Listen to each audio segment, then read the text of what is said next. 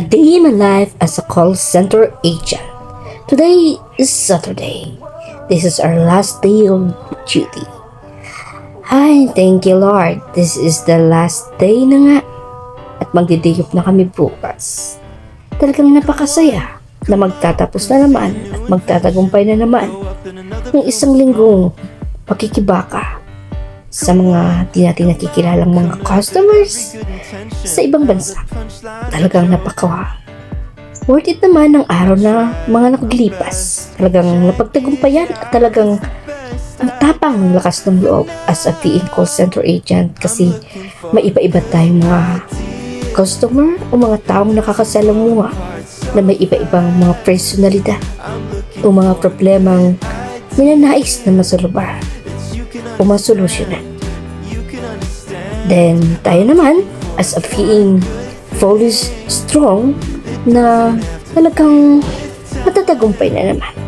This time, tayo papakit na ng ating office o opisina. Tayo ay going to 15th floor. Wow na wow!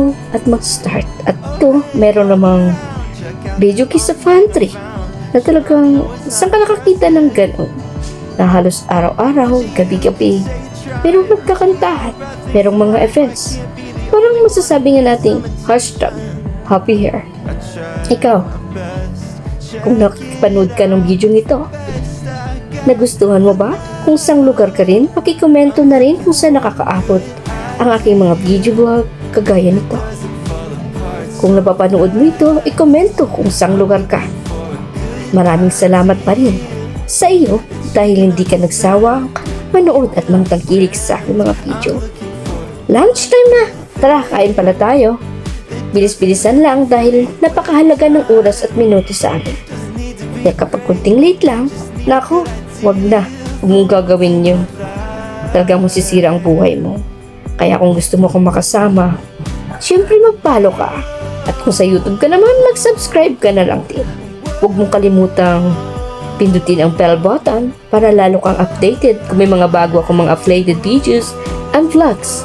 At talagang makakasama ka sa akin sa ko ngayong dako. Kaya kung sa Facebook ka naman, mag-follow ka na.